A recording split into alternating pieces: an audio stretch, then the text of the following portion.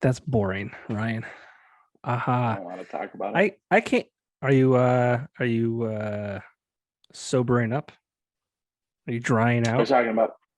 Are you talking about the water, Yeah, I mean, I came prepared to drink tonight. dude? No, I drink too much soda, so this gives me my fix of bubble, but gives me the ability of water. There's no booze in there though. No, I mean I have a white. Do you want me to go get a white claw? Or did I go borrow one from you? Borrow. I have some White Claw. Come on over. Dude, I can don't you know. imagine if this You podcast should. just swapped and I just left and came up to your Yeah, house that'd be and joined funny. you? That I would don't. be funny. I don't know why you're not here doing it. We could have been on the same Neither do screen. I, dude. I get stuck. Yeah, we'll ask Ed questions. Well, That's you how know it what? should be.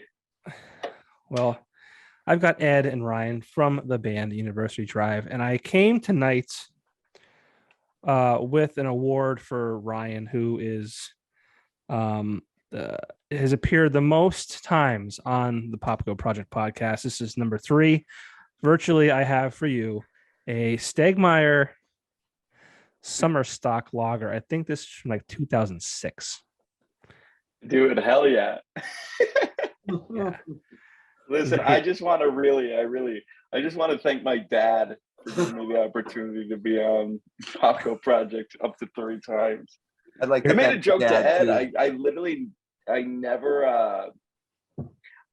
understand. Like everybody makes jokes and you're like, oh, you do so many bands and stuff. And then once I get the Stegmeyer 2006 award from you, it kind of really sets in that, I'm doing it. So This is real. This is real life. thanks, man. Real shit. You're a pioneer. You're on your way to the top. Thanks, man. It'll be here for you. Very warm. This bottle has probably been with me. My Wilkes-Barre apartment, my house in Pringles. This is probably the 4th location. This probably moved with me for 4 different times.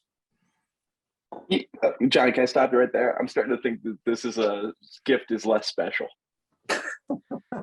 This is It aged. sounds like you didn't want it 4 times. This is aged.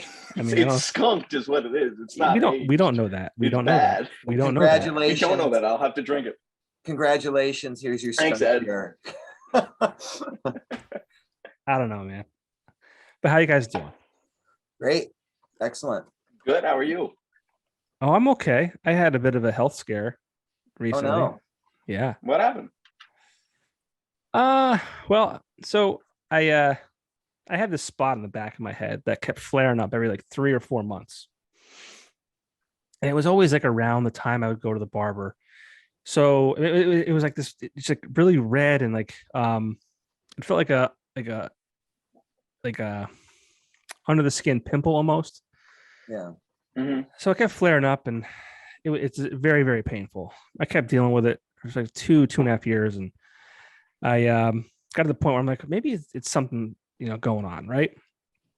So you go on Google and you basically read you're going to die. But I saw that it might be a cyst. So I'm like, oh, maybe I'll just have it looked at. You can get those removed. And why continue with this pain every, 3 or 4 months? So I go to the doctor and I thought it was just gonna be like a consult, like let's take a look at it, blah, blah, blah. So I guess there's like a mole on the site of where this flare up is. And he goes, this mole looks like it might be a little weird. Let's take it off. Let's have a look, And I'm like, right now? He said, well, I mean, you can do it now or you can wait. And I'm like, I don't know if you guys ever try to get into a dermatologist, but it's a nightmare. Forever. It might be another year. So I'm like, well, I'm here. Might as well do it now. Right. So he takes the mole off. And about 4 days later, a few days ago, he calls me. The doctor calls me himself. The doctor who performed the procedure called me himself. At that point, I'm already like, oh, I'm fucking dead. Oh, easy. The doctor's never I called would me. have started writing my will. No. Yep. Same. Then he goes, is this John? I said, yeah. He goes, this is Dr. So-and-so. Do you have a minute to talk? I'm like, oh, fuck. I said, yeah, I'm here. What's up? He goes, well, the good news is, and I'm like, fuck, I'm done. I'm done. He's saying the good news is, and there's that implies that there's bad news to follow. So the good news is the mole's nothing, blah blah blah. I guess the bad news was that he didn't know what was causing the flare up. So he prescribed some kind of a topical, thing, and no big deal. But for a minute there, Oh, so you're good. I'm Okay. You're as far okay. as I know, the mole's fine. It's not cancerous. But all those things, the fact that he called me directly, do you have a minute to talk? Well, the good news is, Yeah, I'm that sounds dead. terrifying. That sounds terrifying. I'm dead. I went for, just to have a look, and now I'm gonna die. But no, I'm fine. I'm happy you're not dead. Same. And then today I got fondled by a different doctor. That's cool. I don't like the For, way you worded. Yeah, he I was being evaluated for a vasectomy. Mm. Ooh. Yeah, I'm done. No more kids. But so yeah, that was the first time that's happened in a long time. It's funny, not to take this in a medical route right off the bat, but I got tested for Crohn's once. Yeah. It's in the family. My stomach's garbage. Ed could attest to it. And I go and get tested. I do the whole what is it, colonoscopy? Which, by the way, the procedure is not nearly as bad as the liquid death that flies out of your body pre whatever that is, pre-procedure. So they get me tested. I go to my doctor afterwards for the checkup, right? I shit you not, this is how it went down. My doctor walks in with let's just say it's this, right? He walks in and goes, Ryan, right? All right. Let's see here. For Crohn's, right? And he backs out to the alley. He goes, Veronica, did Veronica? I don't think so. To this day, that is the answer I have for if I have Crohn's or not. You didn't say, "Hey, guy, Doc, Nope. what's up?" I was freshly 21, and I kind of didn't want to know the answer anyway. It's not even like it's going to affect my life in the sense that I would just fix it then my problem would be fixed. I don't know. I just accepted it. I went, well, take that as a big W. Well, it goes along the lines of with COVID, if you don't test, you can't test positive. So fuck it. There it is. Yeah. If you don't get an answer I can't poop solid. Well, yeah, but if you don't get the answer that you have it, then you don't have it. Right. Exactly. Right. Words to live by. So don't go to the doctor. No, Don't ask questions you don't want answers to. All the good stuff. Oh man. Well, guys, thank you very much for doing this. It's been a long time coming, right? Yeah. It's funny. I only see Ryan when we do these podcasts, and he lives a street over. That's so funny. It is funny. That's the only reason I'm allowed to do these podcasts so often is because I live so close. I actually steal off his Wi-Fi. That's why we get such a good connection. Well, you said you were gonna shovel my driveway and then cut my lawn, and you did neither of those. I'm just upset you keep believing me. He's running all the time. He'd be doing it. Yeah, I just I've told him a lot of things, Ed, and clearly I use it for leverage. I get on the show and then I don't do the thing. Well, yeah, I was trying for you, right? He's bad at leveraging. He gives me what I want before I do the thing, so I never have to do the thing. You know what I'm saying? Well, I mean, I'm not. You're bad at business. I'll say it. I did it. Well, here's the thing. I'm not gonna lie. You doing this for me is better for me than it is for you. Let's think about it. I love you a lot. You got me at a weird point in the night too, dude. I feel like I'm half awake, so I'm gonna start slamming this aha. Is that caffeinated aha? Because they make that. Well, it has 0 calories, so that's sick. Good. 0 added sugar. There's a big 0 on there. Can we read the scan? Jai, get the team to All zeros. All zeros. It's just going ooh. Ooh, aha. I was thinking the other day about drinking beer and how we consume it, right? And then people throughout a day or even an evening can, finish 6, 12, some people a case, whatever. And I started thinking there's nothing else in the world that I would drink as much of as I do beer. Like, I'm not going home and drinking a 6-pack of Diet Coke, but I'll have a 6-pack of beer if I'm like camping in the woods, right? I'm gonna throw something in your court, and Ed, I think you would agree. Yeah, go for it. I think this 6-pack of soda is way more up Ed and I's alley than a 6-pack of beer. Yeah, I'm the guy that like just to put in perspective, I very seldomly drink. Like at a show, I think Ryan is literally the same as me. Like if we're playing a show, we'll probably walk around with 1 beer, maybe 2 beers for 6 hours, you know.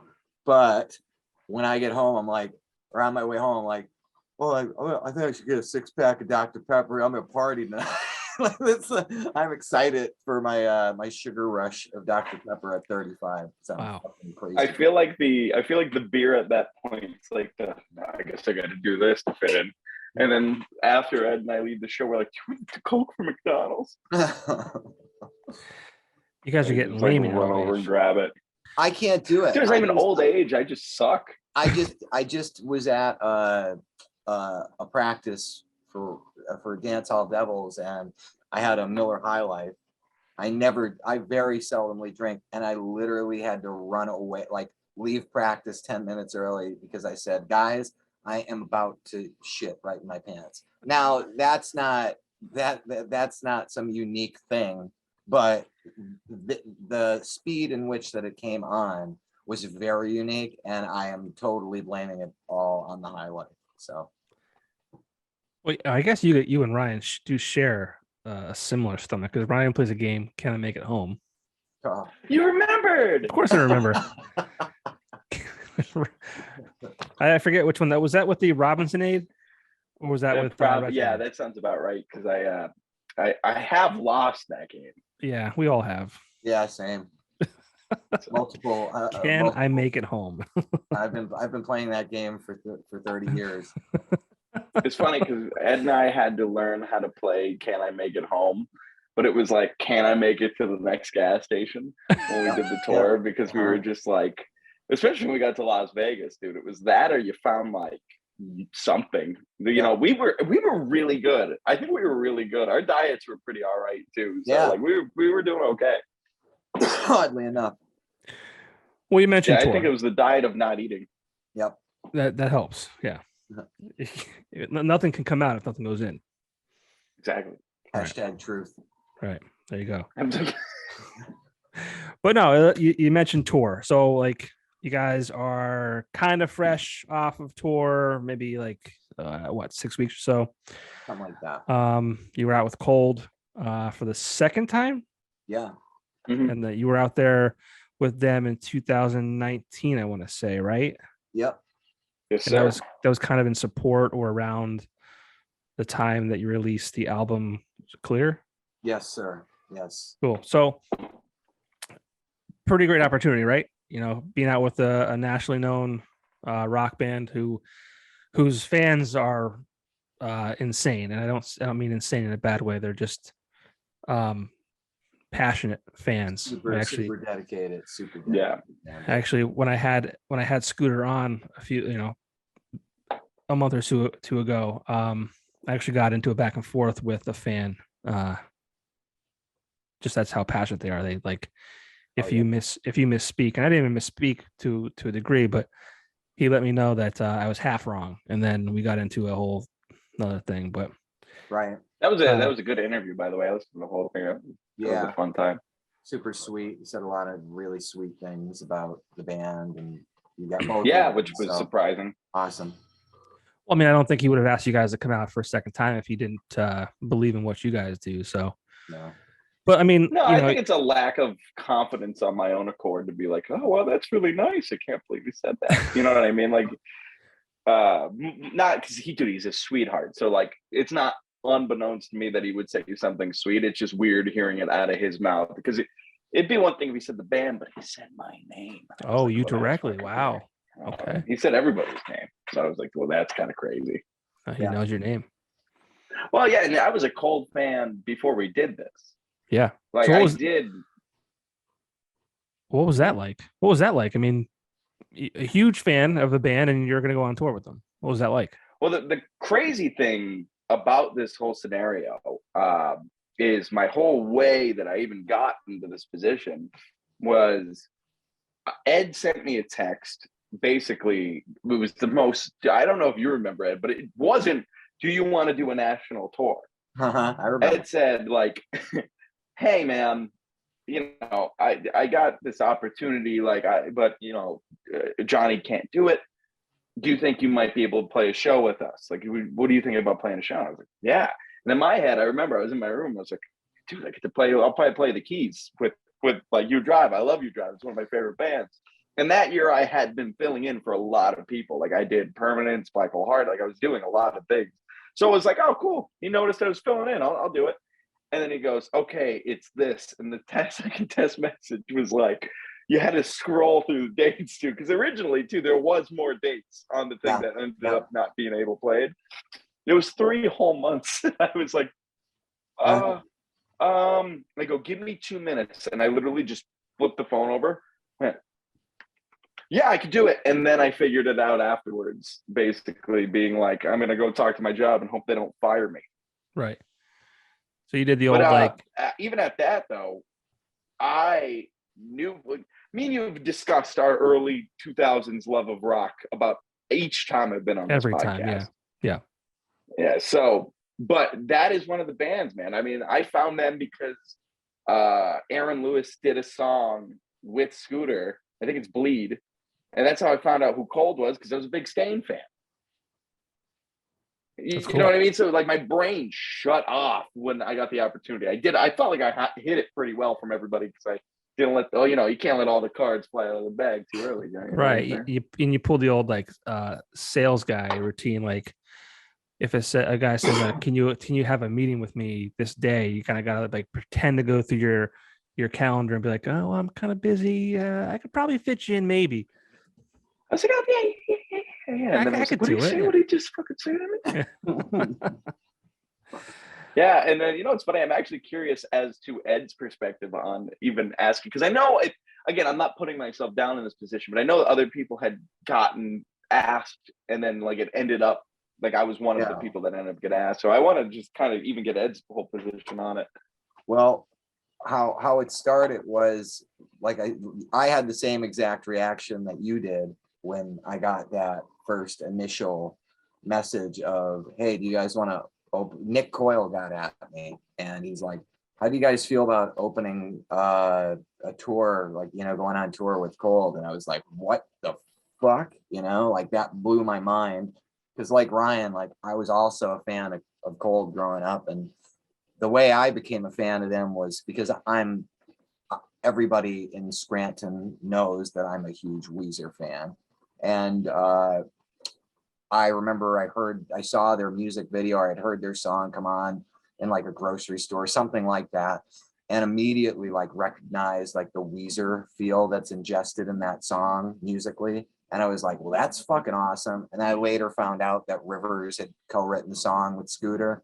So yeah, Stupid Girl. Yeah. So and I don't want to cut you off. I'm sorry, but like going back to what I got in a back and forth with one of the fans was about that, because I was pre-promoting the podcast, and I said, hey, if you want to ask Scooter anything, here's your chance. And it's the guy who brought you song X, Y, and Z.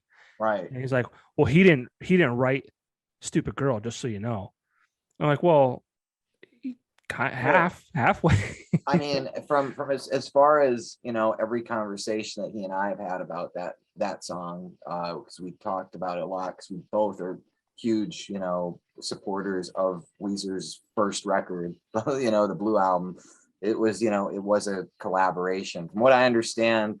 And if Scooter comes back on, I'm sure he would correct me if I'm wrong, but from what he has told me is that they had the music to that song, and I believe he had the chorus, the She's Going Away part, but he couldn't like figure out melodically where to take it in the verse, or just wanted to try something.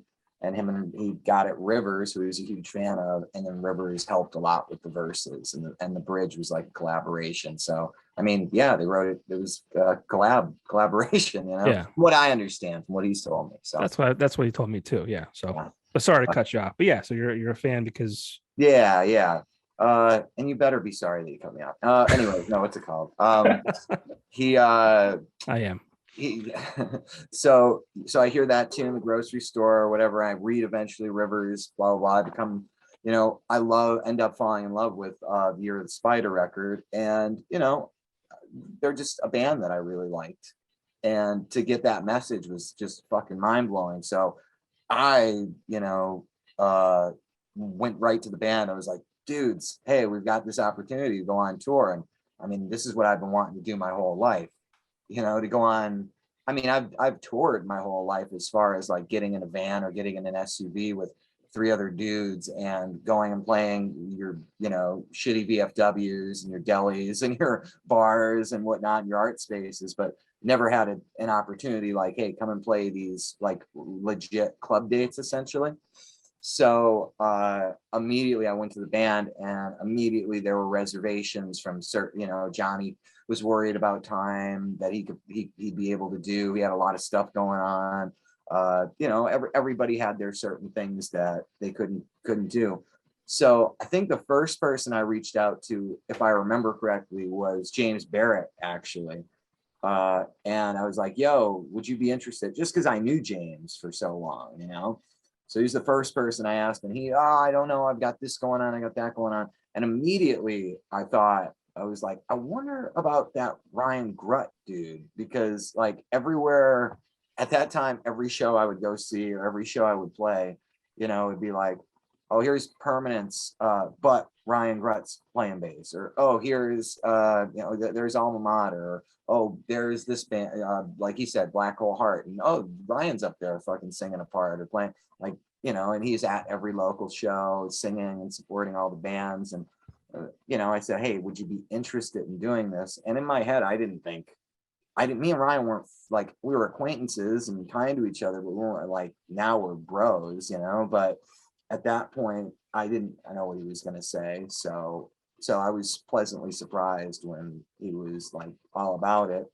And now, Ryan has become like a vital, extremely important like part to the equation of University Drive. Like if Ryan tomorrow decides to go, then I'm in deep shit. Yeah. So. No, it's funny. I like legitimately didn't know how it got to the point of me, I guess. You know what I mean? Like, I'm like, I always thought you just kind of like got a hat, right? And you're like, all right, kids that look like they should have been extras in Twilight. And then you're like, and one last thing I forgot, just because I need to say it. I did ask Matt Meng too. Matt Meng from the Music Tribute Band. No Memories, and he wanted to do it, but the timing was all fucked up. So it was a lot of time. Basically, what you're saying is Ryan was like the 5th, 6th, 7th choice. Exactly, he was 10th or 11th or 50th or 52nd, but he did the best he could, and he keeps doing the best he could. So we'll get there eventually. I was the only one that said yes. Yeah. Will you take this rose? And I took it hard. All right, next question. I fucked up that answer. Well, and you mentioned like, this is an opportunity that comes your way unexpected. You have jobs and you're worried about like, what do I do? Like, how did that play out? I mean, Ryan, you mentioned, will I have a job? Like, are you still with that job? Did you say it doesn't fucking matter? Like, I'm doing this. And Ed, how about you? Hey, go ahead. Well, for me, I am lucky enough to where the company I work for, I do, painting and drywall kind of work. And I've been relatively blessed with a boss who is just incredibly supportive of it and is cool with me, kind of taking my time. I just give him a heads up, and he was really great about it. And same thing with this last tour, he was really great about it. But I also made it extremely clear to everybody involved, and this is, no skin off anybody's back, but I was very much like, I told the band this. I was like, I don't know, what you guys are doing, but I'm going on tour. Like this is the whole point. This is what I've been trying to do, is to have a platform to be able to kind of bring this music that I've been trying for years and working at for years to a bigger audience. So there's no way in hell that anything was going to stop me from doing it. And if I did happen to lose my job, I'd just have to figure it out and get another job or go work solo or something, you know. Like this is what I'm trying to do, even at 35. Like, this is what I love to do. So Well, I mean, I was gonna say, like, you know, there's certain moments in people's lives, like, you know, you're presented an opportunity, and it's like, you know, you don't know if that's going to be the thing that takes you to the next level. But if you don't take it, you'll never know. I mean, exactly. it's funny. It's funny how that stuff kind of works out. Like, it's like, I'm glad that you were like, I'm going regardless. And I'm glad it worked out that you had people that, you know, you can take with you. I'm really grateful and lucky to have had people throughout, you know, from the beginning, but between the 2019 tour and this last tour, like, everybody who's been involved, past and present, like, I'm really grateful for everything that they brought and the ability, you know, the willingness to make it happen, or at least try to make it happen, because it is really important to me, you know. Like, at the end of the day, I'm a big believer in, like, you know, this is, as far as I know, this is the one shot, one round we get, you know. So I can't let an opportunity like that just glide by because, you know, it might be scary, you know. Like, Yeah, life is scary. Sometimes you got to try some shit, and I'm super grateful we did, because I don't know, it seems like we have made a lot of progress as far as with Cold's fan base, and a lot of them welcomed us with open arms. So, you know, I'm super grateful. yeah, that's great. I mean, this area, I mean, I think you guys were very, like, how do I say this? It was a big win for us too. Like, you know, as much as it was for, you know, an opportunity for you, is like, you know, we've had, you know, bands like Breaking Benjamin and the Menzingers, and I'm gonna fucking forget an important one along the way, but you get what I'm saying. And it's been a minute since, you know, one of the local bands has kind of had an opportunity like you had. So I remember when that was a big deal in 2019 that you had that opportunity. Crazy. Yeah. So obviously, go ahead. Oh, I was gonna say, it was definitely something that took me by surprise too, because I mean, I remember having a conversation with Ed. I was only 22 when I went out and did that, and I had only done my first tour, I think, like the in January that year, doing, like, I filled in for somebody. We got in a van and we went out and did some things, and so I remember telling Ed when we were driving, because, like, I kind of got to know him as we did the drives. Ed and I we always stayed up late. It was always Ed and I usually staying up late driving, and I remember saying I felt like I skipped. Like, you feel like you skip steps, even though you're working here to do this. You know what I mean? Like, it's not like I didn't play shows all the time and go and do X, Y, and Z, but it just felt like I was like, I shouldn't be playing these shows yet. Like, you know what I mean? Like, it felt weird. Because the first round of shows, dude, I got to play. I always went to shows at Chameleon Club. I cried that night. We got to play that venue, and it was packed. It was so packed for that show. Crazy. Because they have 2 sets of balconies. I'm pretty sure, if I remember correctly, it was like, there's one that's kind of like, if you're standing on the stage, the balcony's feet, like, their feet would be like level with your head. So there's that first one, and there's one that goes up even higher, and it was filled out all the way. And I was like, oh my God, I sunk in that whole show.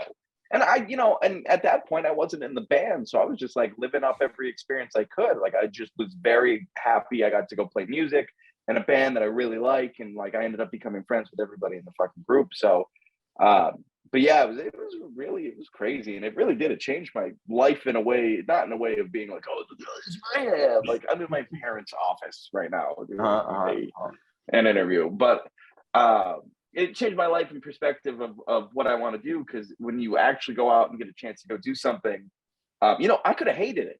I could have had this dream my whole life, and I could have despised it. Yeah. And it does suck at points to go out and do stuff, but, like, I love it so much that, you know, I'll deal with sleeping outside of the Wendy's in in Las Vegas to get some sleep. You know what I mean? Like, You can still get Wendy's. That's what You can still get Wendy's.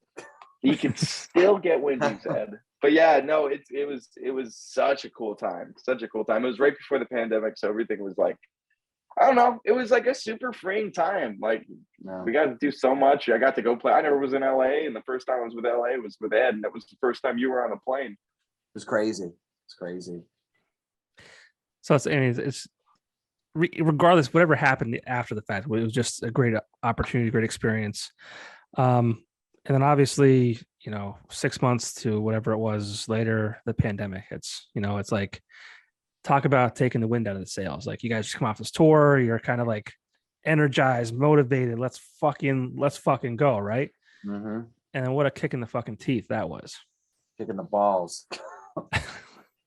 What did you guys? I mean, how did you guys kind of react to all that? Especially coming off of such a cool opportunity, like touring with Cold. I mean, I know personally, like right when it had happened, I was like, I guess cynically just being like, of course that would happen. Like, of course, like it would finally happen, and then the whole world would literally shut down. I don't know. Orion's doing some parkour or something right now. I'm not doing. This is so dumb. I had to get a drink. I just Another smell this candle. Yeah, do you want? Oh, you know how you know you're rich? When you have a second fridge in the garage. That's right.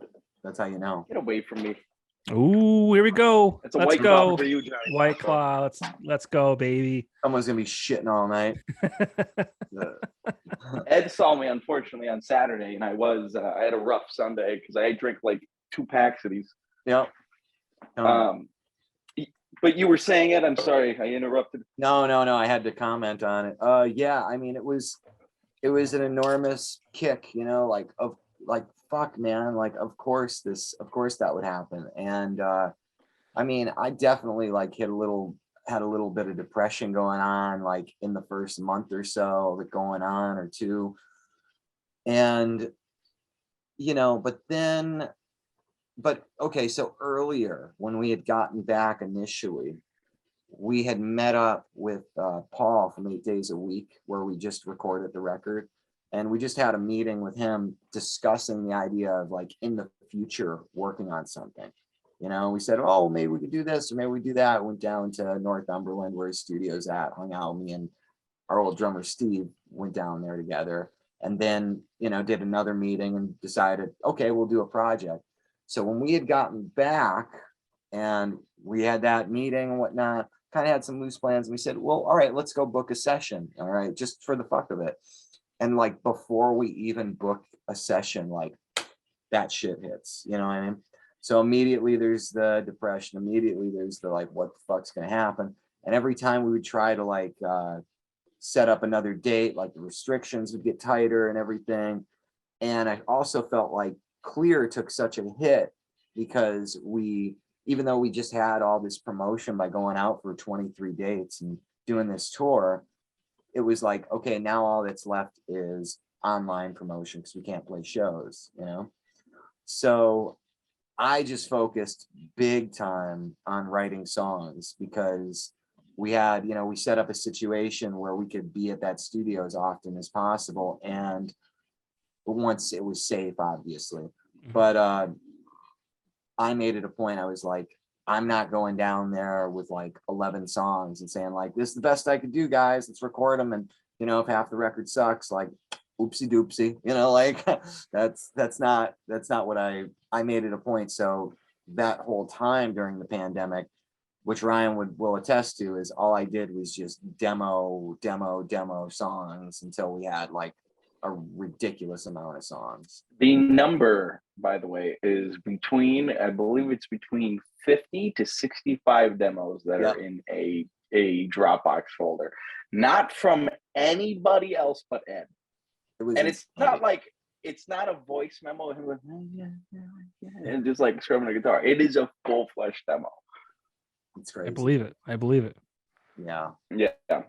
So he has all of these demos, and at first, I'm still not really in the band. Right, Like, that's right. Like at this point, I'm still like post tour. I'm not in the band. It's kind of in the air, and everything's in the air because the whole reason I was doing something is because somebody else was there. You know what I mean? But it just kind of got even crazier with the pandemic, because then you get, you know, variations of, dude, it just didn't feel, nothing felt right. Nothing felt good. Nothing felt safe.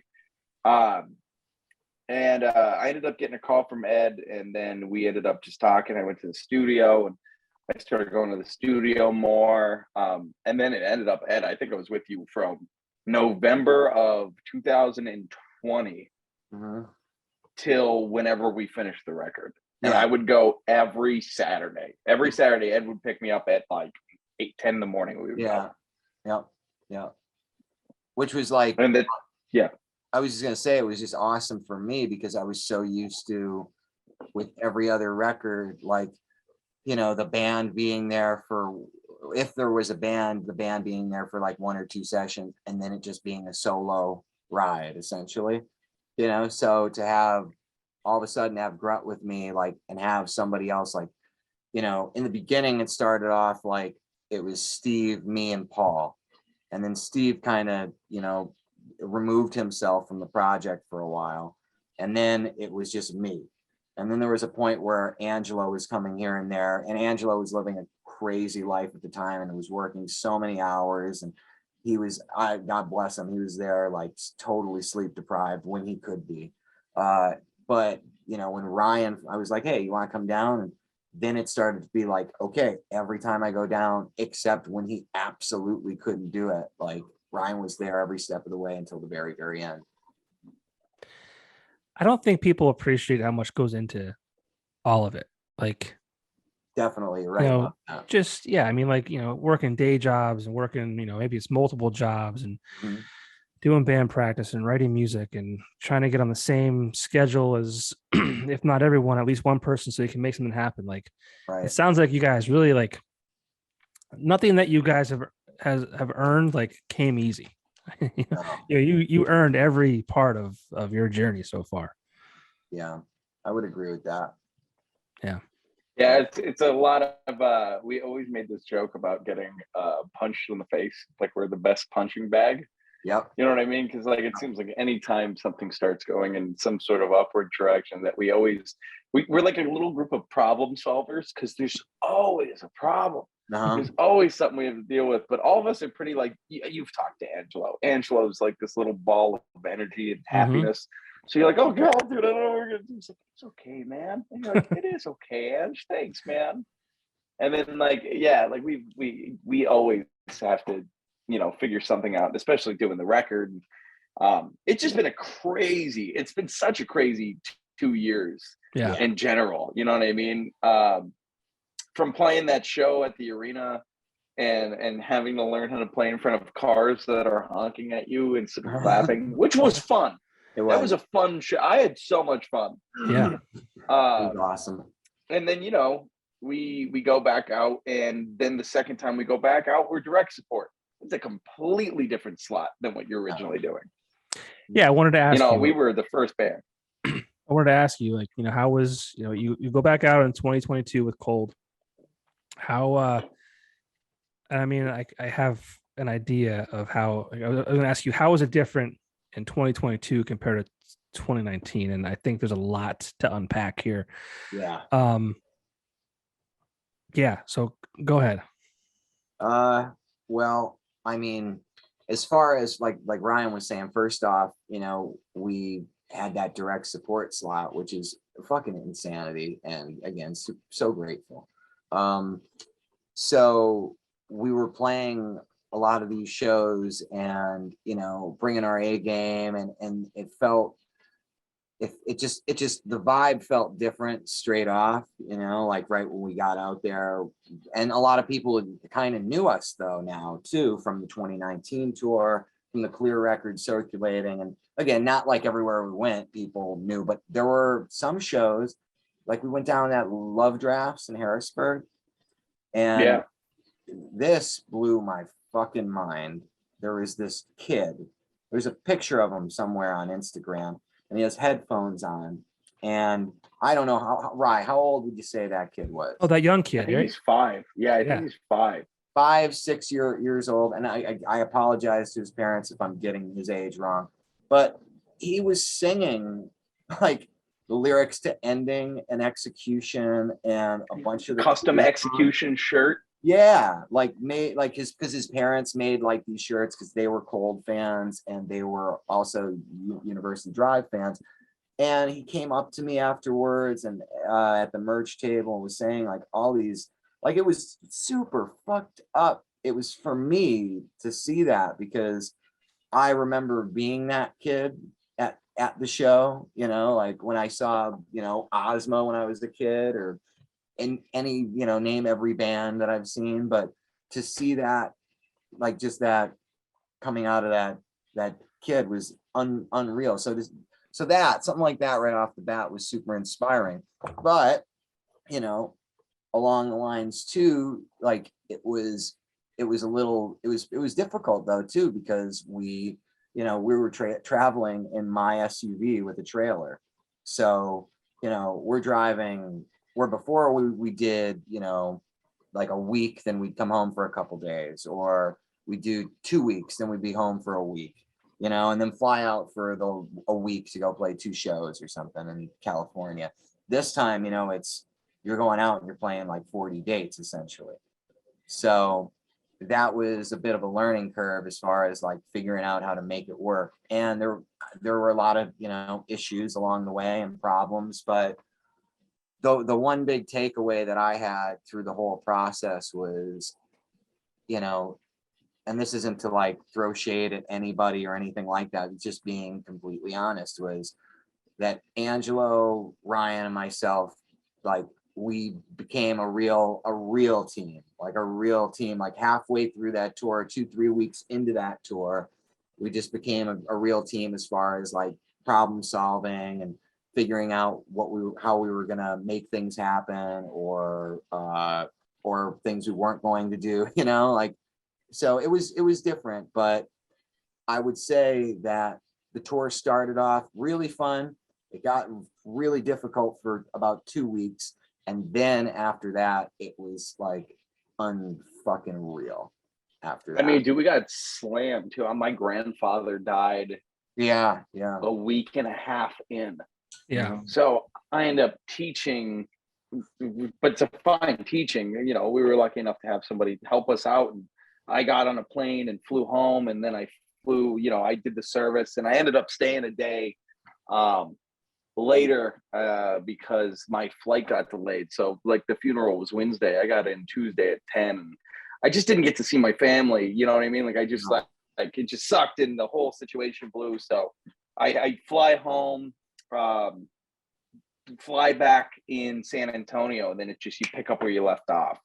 And you're just like, you know, you really don't have that much time to really deal with anything when you're like trying to do it. And my big thing was, it's like, dude, like, you know, I have to come home. I have to be with my family. I'm like, but these guys are family. Like, I got to go back. Like, we made a thing where we're supposed to be out.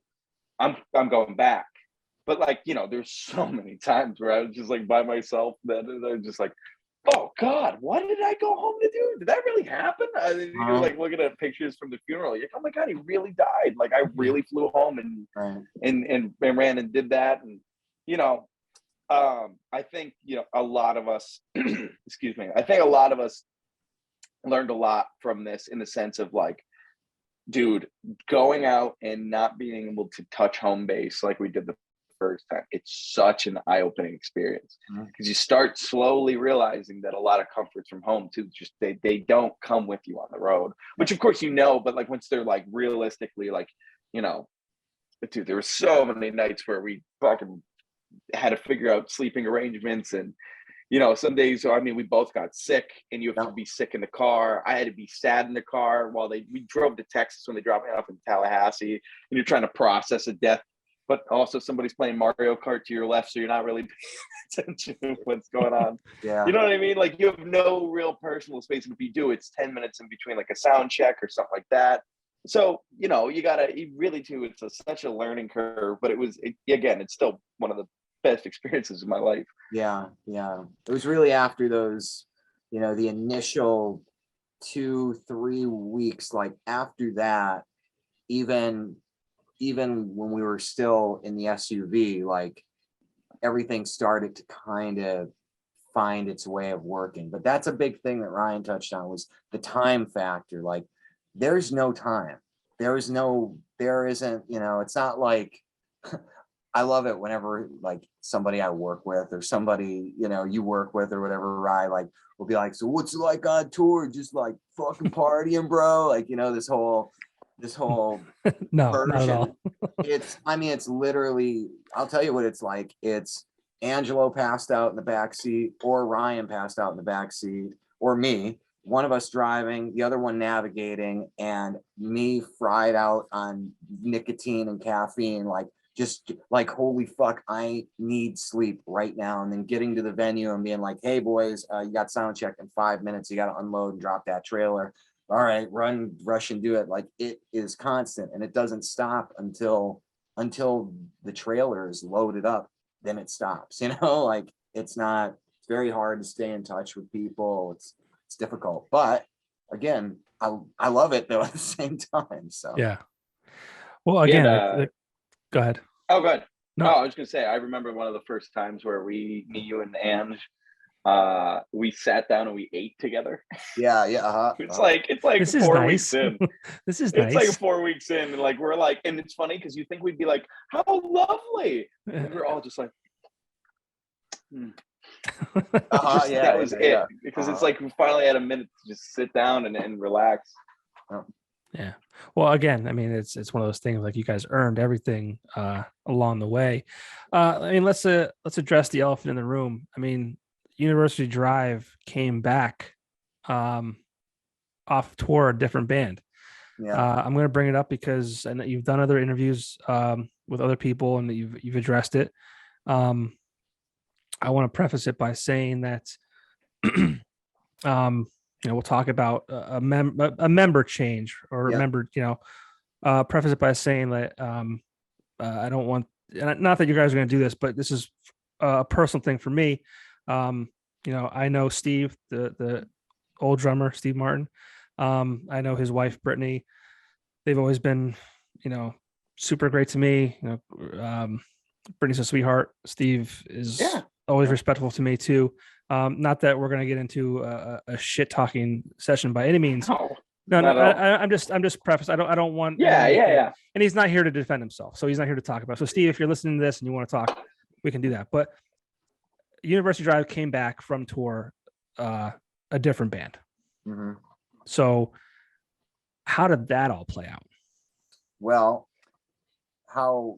basically what had happened was, I mean, within reason, was that things just, the road's hard, man. Mm-hmm. That's really what happened, is the road is very hard, and money gets tight out there, and it could get a little scary. And when we were playing these shows and things were going on, and I think Steve was just in a place where it kind of became a little too much for him, like that's essentially what had happened. Like a lot of the things that you're used to were like I said earlier, like going out for a week or two, it's one thing, but when you're traveling around in a car with 3 other dudes for an extended period of time, and you don't have any time to yourself, and you have to lug your equipment everywhere. Like, we don't have roadies. We were super grateful to have Ryan Williams and Darren Fernandez like helping us out when they could, but for the most part it's completely us running every single night, and there aren't a lot of breaks. So I just think like the constant pressure of everything just got to Steve. And once we had gotten to Arizona, he made it pretty clear that he was going to go home at the whiskey, like that he was done by the whiskey. And then he, in Anaheim, California, he decided to leave a little early at the House of Blues. So that's, I think he had work. He had a 3-day drive, and he had work to he believe he started a new job. And I think with all of us too, I mean, I have zero animosity in any sense of it. It just, dude, it gets rough. Yeah. It gets rough, man. And, you know, I really do care about Steve in And every sense. And it just said, I think when we finally, I don't know, it just didn't play out the way it worked. I mean, starting a new job on the road sucks. We didn't have internet connection because he was going to do like a remote position. We couldn't connection. We couldn't get set up. God forbid it was the loudest thing in the car because, you know, we're all trying to stay awake. I think it, dude, to be honest with you, I think it does suck. It's not an easy thing to do. And I think it sucks to do this. Well, you said before, You know what it's I mean? like things become real, like things that Right. like, you know, you think of in your head that, you know, it might be like this, but you're not sure, like it becomes real. And right. it's like you decide like, is this for you? Mhm. Is this not for you? And there's nothing wrong with that. No, and you want to know what? It's, I mean, if you've noticed over the course of the 7 years, you know, that this band's been around, like, or, you know, most of the bands that I've been in, most of the bands most people locally have been in, it's very, very rare that members stay, even, you know, people who consider each other brothers or sisters, you know, in projects, because a lot of reality sets in different ways for people, and priorities, you know, change for Yeah. people. And that's not to crucify anybody or anything like that. It's, you know, everybody has their personal priorities and that's what's important, you know. But what was most important was making sure that tour got completed, you know, like that above everything else. Like that's what needed to happen. That tour we needed to take that tour to the finish line for 1,000 reasons. And it's really the whole situation there is, it's just sad, honestly. You know? So were you in Yeah, jeopardy of and not finishing? Oh yeah. Oh wow. Yeah, oh yeah. I don't want to go into all that, but Okay. there was definite fear of it not working out. And, you know, we ended up turning things around quite a lot, but yeah, it was And let me You figured add, it out. let me add one other thing too, to just kind of throw in something too, because like I don't like the other thing I don't want to be misconstrued in all of it too is like that man played such a big role in this band enormous for, you know, enormous. for such a long time, and is such a good friend. And you know, I can't really thank him, Brittany especially. Him and Brittany turned their house into a sweatshop, Yeah. like to help us out and help us with merch and all this stuff. So I don't want any of that to get mistranslated either, in the sense of like, dude, some things just don't work out. But like for everybody in this band is in debt to how much they all put into this project too. Right. And like again, like I'd said too, the thing to follow up with is you know, we kind of just had to put our head down and really figure out how to get home. I mean, there was a long period too where I remember Ange, Ed, and I would sit, we'd have like a daily cup of coffee and go, "We going home today? How's it looking? You think we're gonna go home?" And we would just do that. And it, you know, it was about perseverance and we got lucky. We got, you know, I don't know, we busted our ass. We really did. We wanted to make it all the way around. Yep. And plus gas, Johnny, gas is fucking $8. Killing We were us. getting 11 miles per gallon. Oh my God. Yeah. And that was on the good end. And then, so when you're going through the desert, which I never did the math, if you're going through the desert and there's only one gas station for 50 miles, they can charge whatever they want. Yeah. Yeah. So remember we stopped and it was, what was it? Was it $9? Yeah. It was so bad, dude. It got to a point like, I mean, not that any of that stuff was, we knew that going in, that especially with the gas prices hiking up and everything, we knew it was going to be bad, but that was like, wow, this is really bad. Yeah. You know, so it is what it is though, as far as all that stuff, you know. The one thing, like Ryan said, is, you know, I'm eternally grateful to everything Steve brought to the band. And I mean, as far as Clear, like Clear would not be the record it was without Steve's involvement, like hands down. Like he's a big part of that. And same thing with Johnny too, because Johnny played on Clear, like, you know, and even this new record, Steve plays on a lot of the songs. So, you know, there's a piece of him in there. But, you know, when all that stuff had kind of transpired and, you know, Steve ended up having to go home, Tony, we at first were like, I was gonna ask, yeah, how did you guys do it? so at first it was like, what the fuck are we gonna do? Like, how are we gonna do this? And we were talking about possibly flying somebody in, and then we were like, we don't have any fucking money. How are we gonna do that? That's not gonna work. And we didn't even really want to ask Tony, because Tony's already playing an hour and change every single night, with Cold, and that's exhausting to do that. Mm-hmm. And we had asked him about it, and he couldn't be fucking kinder about it. And he was like, absolutely, I'll do whatever you need me to do. And he learned our songs in 7 hours, and we didn't have a sound check or anything. We went out and we were like, well, I guess we'll see what happens at this venue called Brick by Brick in San Diego. And we walk out on stage, and it's a packed fucking house, no sound check, never played together. And Tony came out like he had played with us for the last 7 years. Yeah, it was like outstanding moment. So Tony just stepped up, and he expressed interest in being a part of the band, and we expressed interest in having him being a part of the band, and now Tony's in the band. So we're very grateful. Yeah, there's special people that you come across, and I think Tony is definitely one of them. For sure, without a shadow of a doubt. Yeah. Yeah, man. I mean, it's impressive. Like, not that this, we're not an overly technical band, but we usually rarely play like, there's usually change ups in there that would kind of screw you up. Yeah. And to go out and like, we never got the thing that's crazy about the Brick by Brick, but not to ramble, but like, we get there and we're supposed to do a sound check. They were like, everybody was willing to let us go, like do a set sound check, like do almost all the songs, because Tony never played with us and he only had 7 hours to do it. So we get set up, and they run Brick by Brick like a ship. So they called for VIP for Cold. So Tony goes, guys, I gotta go. And then that it ate up our whole time. So the first time we stepped on stage with him was the first time he played with us, Exactly. which is in front of a packed house. So I'm like, Tony, you know these songs? And he goes, yeah, I guess.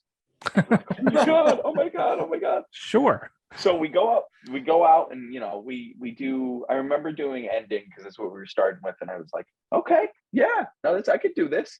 And then we did the second one. I was like, okay, yeah, tempos are good. This is going good. And by the time we got to Only the Way, which was our last song, I remember sitting there and like I had held my breath almost the whole show, because I was like, something bad is going to happen, not because Tony's bad, just because this is ridiculous. Right. Like there's going to be a screw up that's going to make us stop. You know what I mean? Like there's going to have to be something so bad that we have to like go, what happened? And we got to Only in the Way, and he hit the, and I went, oh, and I just let out this huge breath of like, oh God, we're going to do it. We're going to actually get to the set. And then each show he would add another song into the set. Yeah. Our first set was probably like what, 5 songs, Eddie? 5, 6 songs, something like that. And then, by the end of the tour, we're doing 8 or 9. And Tony every night would go, I'm ready for this one. I'm ready to do this song. We're like, oh, you sure? He'd go up, sound check it. He'd kill it. If he didn't, something happened, he'd ask you a question and then he'd fix it and you're done. And then, keep in mind too, like we would get done playing, like, because our sets are relatively, like intense. Like there's very few moments outside of Shoreline when I would play it alone where the set is like breezy and kind of laid back. Everything is very just in your face. And Tony would do that for 45 minutes, take 10 minutes to like get changed, and then go play for another hour and 10 minutes or hour and sometimes 20 minutes every single night. Every single night he did that. So, I mean, he's a machine. He's a fucking machine, man. Yeah. And that's says a lot about Scooter. I know we said this before, but like for him to be okay with like, yeah, like use my drummer, burn him out before he gets to our set. Like, unbelievable. Don't worry about it. Like, that's crazy. Yeah, unbelievable, man. Really unbelievable. In fact, I think he was the one that pushed him. Yeah, he if was I'm not mistaken. Yeah, he was like, take Tony. Yeah. He's not doing anything. Like, yeah. He's not busy. This is great. Well, I mean, you guys said you're the band who figures it out, so you definitely did that. Yeah, I saw pictures when you guys were out on tour, and I followed you guys along the way because obviously I couldn't be there, but and I saw you guys with pictures of Johnny and Tony. I'm like, oh yeah, they're just hanging out, and this is a cool picture that they're doing, and I'm like, oh okay, they came back a different band, but so you're back from tour, and you have this big release album release party rather at the River Street Jazz Cafe for the album that is called Heal. Yep. And I saw Ed, I texted you when I saw it released, or maybe the day after, but I was like, everything about the show on the 26th, correct? Yes, sir. Jazz Cafe, August 26th. It's in Plains. I mean, the lineup is one of the sickest lineups that I've seen this year. You know, you have Esta Coda, which is, I mean, those guys are incredible. Hell yeah. James Barrett, by the time this posts, he'll have completed his Good Things Are Happening. Yeah. Granted, so yeah, which is insane. Yeah, that's a great thing too. But so Esta Coda, James Barrett, Retrovai, obviously Ron will be pulling double duty that night because that's what he does. But what a great lineup! Even the artwork for the flyer on social media. Let me just say, Stokes killed that flyer. That flyer looks so good. Amanda Stokes. If you need anything, go to Stokes. She'll do it, and she'll do it amazing. Well, between the lineup and then the UFO and like I had just got a UFO tattoo, like, oh sweet, like I don't know if you can get it in there, but it's abducting a dinosaur. It's awesome. How did I get in there? Jesus Christ, that's cool. What is this? So I just love everything about it. You gotta fix your arm, dude. You're like, yo, it's I don't, it's like opposite. I'm like dancing here, like whatever. If you're listening to this on Spotify, whatever, don't go and watch the video.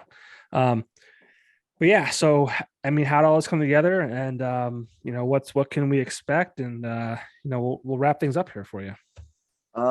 Well, as far as Wilco is making an appearance in the all right. So if you're listening, only jump in the video now to see Ed's dog.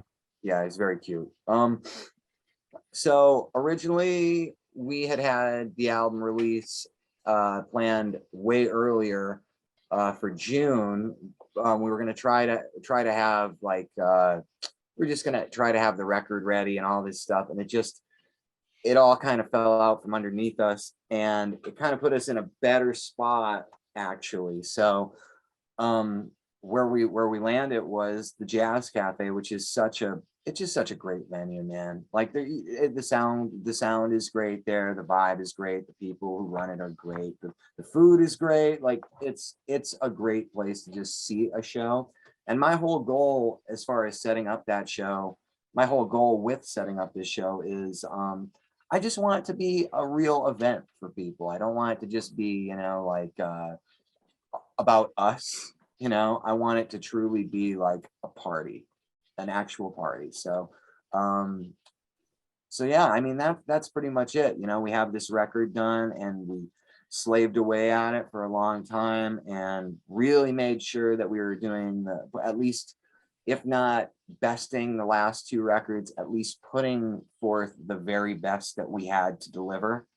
And I'm really excited to be able to finally celebrate this record being done and being finished and out in the world. And we have a really crazy set planned, not so much as far as all the new songs we're playing. We are playing new songs, but it's anybody who's kind of been with us for the past 7 years, I think would really enjoy the set that we're going to play. It's awesome. Yeah. I mean, I'm crossing my fingers. I'm actually paying it forward. My wife is like, hey, do you mind if I go to dinner with my friends on Saturday? I have two kids now. Congratulations, by the way. Thank you. The one will be. Oh yeah, congrats, brother. She'll be 4 weeks old by the time this podcast goes up. But she's like, "Do you mind if I go to dinner with my friends?" I'm like, "No, go." Guess what? August 26th, I'm cashing in. That's right, cash in those chips, dude, man. I'm so excited, man. It's finally something I like. I always think of myself as new to the band, but I started doing this record with Eddie 2 years ago. Yeah. I started doing it in November of 2020. So it's like, it's exciting for me. It's kind of cool to be a part of the band for, a period. Now there's something with me on it, and having something to be about it. And I'm excited to play double duty. I love playing with the Retrovai boys. So I get to open the night and then just kind of get to watch the set and enjoy. And then, we're murdering each other at this practice for this show. I mean, we are just running the set over and over and over and over again. So we're going to try to be as tight as possible. Yeah. I can't wait. I mean, I'm excited for the album release. Clear was a spectacular album. Thanks. That came from, and you can correct me if I'm wrong. I don't want to say a dark place, but maybe a dark place. Yeah, no, totally did. But it was cool to be part of that album with some of the in between songs. We had people kind of talk about, what death meant to them. Sadly, your mom passed away, Ed. So I'm so sorry that happened to you. It's not an easy thing to go through, but through things like that, I think other great things are born. And obviously your music has been able to, be an escape for you and an outlet for you. And, all the listeners have been able to benefit from that. So thank you for, writing great music and pushing through everything, whether it's, and Ryan, you mentioned you lost a member of your family too. Like, obviously it's not easy. You guys, life's hard. I feel like it's probably easier than ever, right? Life in general. I mean, we have technology and we have all these things at our fingertips to help us. We can order groceries delivered to our homes, but like life is still like so hard in that, like, we're going through pandemics and, just today's the August 4th, and the Biden administration announced that monkeypox is a what do you call it? What are you gonna say? Because I don't know the answer to this yet. Oh, it's like happened? it's like a legit like a public health emergency. Wow. Oh, damn it. Okay. Well, Yeah. That's funny because I apparently I've been living under a rock because my girlfriend Kelsey was talking to me about it. I go, hey, it's probably a TikTok disease, you loser. I just like completely like I didn't even hear of it. Like I would hear it in passing, but I didn't know it's legit. It's so I just What actually happens? so I posted on Facebook today because I was like, something's funny here. It's not funny, but so let me get the I took the words exactly from the report. It came from like CNN, I believe. The Biden administration declares the monkeypox outbreak is a public health emergency. And I thought to myself, 6 or 7 months ago, back in January of this year, there was a truck carrying lab monkeys. Yep, I remember this. That I don't know if it crashed or whatever, but monkeys had escaped around the Danville, Pennsylvania area. And the ones that they could not recapture, they ended up euthanizing.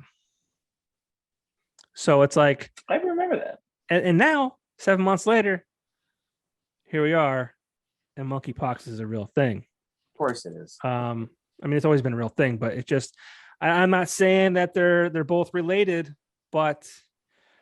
So wait, can I ask a dumb non-medical? And now dumb doesn't know anything about medical anything. I couldn't tell you what Benadryl does. Neither do I. How so this is okay. I'm the wrong guy to ask. But go ahead. I have no clue. I don't know medicine. I don't know what it is. So chicken pox, right? Does that come from a chicken? Does anybody know that science? We can definitely. I mean, we probably should know this. I mean, like, but not go down this road, boys. Y'all find out how stupid I really am. Yeah, and I don't want to. Did that come from? Did that come from? Hold on, I'm gonna go off camera and try to go. Did that come from a good chicken? I can't tell. That wasn't bad. Thanks, man. I actually had to look. I actually Googled before I made the post on Facebook. So I'm like, I want to make sure that this actually came from monkeys. Did it? Yeah. I forget the exact thing. I don't want to get into it, but I just thought it was interesting that today that got announced and we did have that little scare. Like, and why are monkeys from the lab being transported? I don't know. So crazy. And why? And I mean, think about it. Like they're like, we're so concerned about these monkeys, like we have to kill them, right? Because they can't get away. Like we'll be fucked. What if they knew like Victoria's Secret? Oh, go ahead. What's up? No, I was just gonna say, do you guys ever just feel like you're in like a really stupid movie? Like that's all this, like the past couple of years have just felt like I'm in a really dumb movie. That's all I could say. Like a heartbreaking, like awful, so much tragedy through all of it, but like just circumstantially, I'm just like, this is such a bad movie. It's not when fun. You're watching a movie and then like halfway through you just go, this guy can't catch a fucking break. Yep. Yeah, that's what this Like- the past 2 years have been. It's just like, like I said, like life is so easy, but yet it's just so it feels like it's hard. It's like, and being a parent, I'm not trying to get on a soapbox here, but like being a parent and being worried about your children and not knowing what COVID does and what COVID can do long term. And now there's monkeypox, and I just looked it up. It's the virus was first identified. Yeah, dude, it's scary. It was first identified in captive monkeys, in West Africa, rainforest regions of Central and West Africa. So yeah, I mean, it was found in monkeys. I think that's where it got its name from. But, it just it's funny because like maybe 2 months ago, I'm like to my wife, I said, should we be worried about monkeypox? And she's like, no, like get out of here. Yeah. And I'm like, you said the same fucking thing about COVID. Mm-hmm. And I said the same thing about COVID too. And I was like, whatever. Yeah. Let me add something. Does this disease, which one? Do to you? Which one? There's a new one. This monkeypox. This new pox, dude. I mean, I've seen monkey 2 pox, dude. What does it do? I've seen pictures. It looks similar to like lesions or whatever on the body. Symptoms include, fever, muscle aches, headaches, swollen lymph nodes. I guess that's like anything else. So it's kind of like a really bad chicken pox then, right? Yeah, rash, fever, chills, body ache. But have either of you gentlemen had the chicken version of this? I had chicken pox when I was very young. Yes. Yep. Did you? I never had it. Yeah, I had it. I mean, it looks very similar to that from the pictures I could see on online here. Maybe a little bit creepier. Then again, I don't remember exactly what chicken pox. It looks very similar, but I don't know. The Biden administration, take it for what it's worth from that group. Don't want to get into a political thing here. I did vote for Biden. Not really happy about it, but it is what it is. But yeah, so we're on to the next thing to be worried about. Yeah. Can't wait, man. I'm like the worst person. I think I got COVID like 3 times. I had it once, confirmed. Once for me. And I mean, honestly, it was so mild. Thankfully, like I had it, my wife had it, and my son had it. It's before our daughter was born. We were in Disney, and I had like allergy-like symptoms, and I have allergies, and I wouldn't have even tested. But we were going to see my in-laws, her parents. We had been traveling. We just tested just for shits and giggles, and sure shit, it came back positive. It's like, fuck. When I got it, it was crazy because I had been sick prior, and I was sick as a fucking dog, man. And I was not COVID positive. It was just a flu. I just had a or whatever. I just had something really nasty for like 2 weeks that I couldn't fucking shake. And then when I got COVID, I remember it was so bizarre because it was my back. And Ryan, I think you say your back, you got it, right? My lower back was like on fucking fire. I couldn't sit up straight. And then I was blocked up real bad for 2 days. And after that, I was just fine, but I was contagious, Mm-hmm. I think I was 21 days off work. From COVID? Like, the first time I got it, I couldn't move. I couldn't get out of my bed. My back hurt so bad. Wow. And I was just stuck to my room. I just was stuck in my room. I got inebriated because there was nothing I could do. So I got a little messed up, and I watched Cars 1, 2, and 3. Wow. Let me tell you, they kill one of the cars in Cars 2. And I was so messed up that I audibly went, they blow him up. Dude, they blow this dude up. Oh, They like man. put water in his engine. I was like, what are you people doing? They took my boy Fucking Jeff torture. Corvette, and they just fucking started pouring water. I'm like, no. Oh, that's torture shit right there. Yeah, Yeah. my friend Little Claw came by and made the movie a little more realistic. So have you guys listen, I really go ahead. Oh, I was just gonna say I appreciate you having us on. Oh, well, I appreciate you guys doing this. This is actually a really great conversation. It was nice to talk about the band and the struggles, because I don't think people really appreciate, it's like, oh yeah, they have money, they're getting paid to do these gigs and like no big deal. But it's like, no, it's not like that at all. They're sleeping outside Wendy's and paying $8 a gallon for gas that gets them 11 miles to the gallon. It's just like, it's a big labor of love, John. Yeah, of course. It's a labor of love, and the point at the end of the day, like I used to say it when I was younger a lot, and I always try to drive this point home whenever I talk about it. But when I was younger, I was so concerned with like making it. You know what I mean? Like, oh, we have to make it, and this has to be the thing, and it has to be our career and all that stuff. And it's all that pressure that I used to put on myself, and I know every other band I think does the same thing.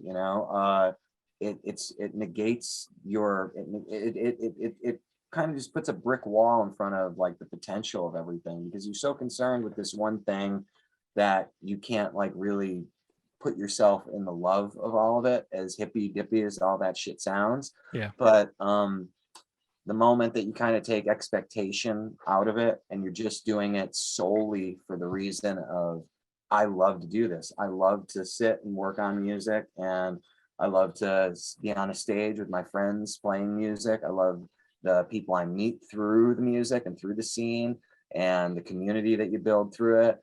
Once you focus more on those things, all the other struggles and all the other, the sleeping in a pilot gas station and getting 2 hours of sleep and driving to the next gig and not having being like, are we going to fucking make it? Like all of that shit. It seems like, yeah, whatever. Like we're doing what the fuck else would we be doing right now? Would we be in a fucking bowling league?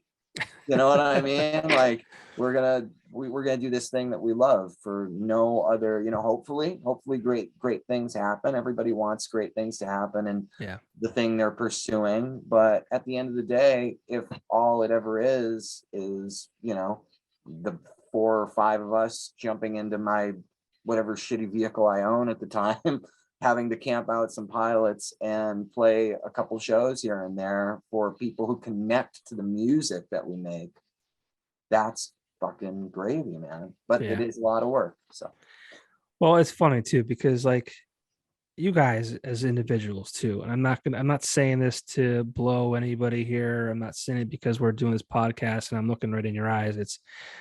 I've said this from the minute that I've met basically every single one of you guys. Like, Ed, like you're the kindest person or one of the kindest people I've ever met. Ryan, I don't know where you get the energy, but I don't think I've ever seen a moment where you're not smiling. Angelo, again, he's a sweetheart.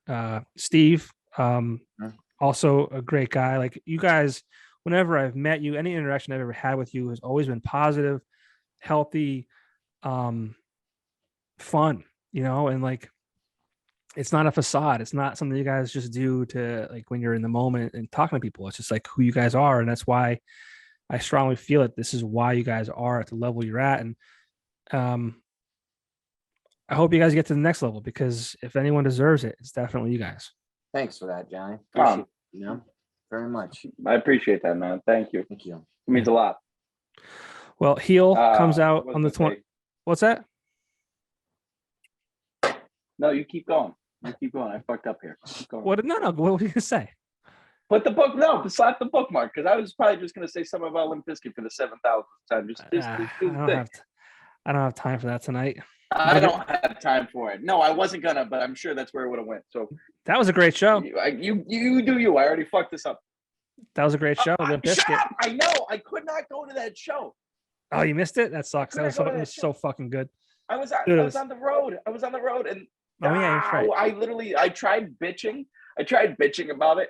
One of my friends called me out there, like, "Oh, how sad you're traveling to the U.S. and playing shows and you can't see Limp Bizkit." I was like, "All right, fair point. Right, got it, understood." Well, maybe we could talk to Scooter because in the interview with Scooter, he's like, "Yeah, maybe we'll hook up with Limp Bizkit." And I said, "Yo, if you guys are doing that, I'm coming." He's like, "Yeah, you're in." Fuck yeah. Yes, him and Fred are very, very good friends. They came up together. Yes. So, Ryan, I'll get you in. Ryan, I'll get you in. I don't think you know anybody to get you yourself in, so I'll get you in. All right, I'll talk to Scooter. I'll get you in. You and me. Me and you gotta go see this show. Your bandwidth is low. Yeah, I hurt my eye. That was for you. All right. Well, Heel, it comes out the 26th, correct? The same day as the show? So no. Oh, okay. Throwing curveballs. Glad I asked. Curveballs. That's what we do. All right. What we're gonna do, and this is actually great that you bring this up. We're gonna kind of release it a week earlier digitally. Ooh, okay. So the record will be available on all streaming platforms on August 19th. Okay, cool. And before that, we should have another single out. So very cool. So yeah, but yeah, it'll be available everywhere on the 19th. Let people get a little acquainted with some taste. A little taste. Yeah, a little taste. The tits. The teat. And then on the 26th, we'll have some physical CDs available, and we're gonna do a short run of some shirts and stuff, and it's gonna be a lot of fun. The show, I mean, outside of University Drive being our show, like if that show is happening, Retrovai, James Barrett, and Esta Coda, like I'd be fucking thrilled just to see that. So yeah, I'm really excited. It's gonna be a really, really fun night. Are tickets available for that now? Yeah. There's a ticket link if you go to our event page, or if you go on our Instagram, or if you go to Facebook, wherever you go, it's through Eventbrite, and the pre-sales are the same price as the door. It's $12. Cool. So either way, I just wanted to set up the tickets for a lot of the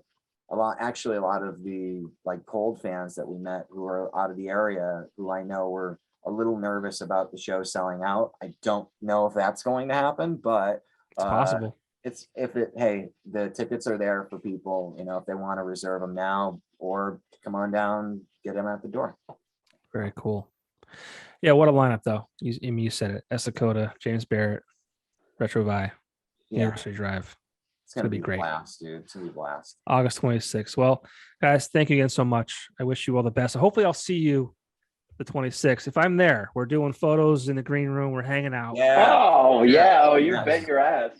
I need content for my page. Let's do it. I'm just I'm very I'm an emotional man. I like to capture moments, so like it'll be just nice to hang out with you guys. And absolutely, man, absolutely. We'll take a Polaroid. I got a Polaroid camera when I was on tour. It's my favorite thing I bought. All right, done. We'll take two, and then you can have one. We'll take a good snapshot. And you can sign it for me. Let's do that. I like that. That's a nice idea. I could sign it for me. Get away from me with that, but I'll definitely smile at you. All right, just again, I'll sign whatever you want. I got to pay it forward on Saturday with my wife. Let her do the dinner with friends and cashing my chips in. That's how much you guys mean to me. I mean, I'm serious. You mean a lot to me. I'm serious. I'm like. Yep. The feeling is completely mutual, John. Yeah, completely mutual. Bro. Yeah, it's mutual. I might know something about those shirts too. And anyone listening or watching, you're gonna definitely want to grab one of those because they're very cool. And there's only 100 of them. Right. And we're not making any more. Ever. Never. Never. Even if you're hitting on. Even if you called me up and said you wanted more, I said nope. Nope, done. No. That's how it works, Alright. but All right, guys. Get listen, some thank sleep. you very It's much for having us, brother. getting Thank you, late. Stefan. Thank you for doing this. Appreciate it. Hopefully, I'll see you guys soon. All right, brother. All right. You got Later, it, guys. See ya. Show what your small business sells in 7 seconds.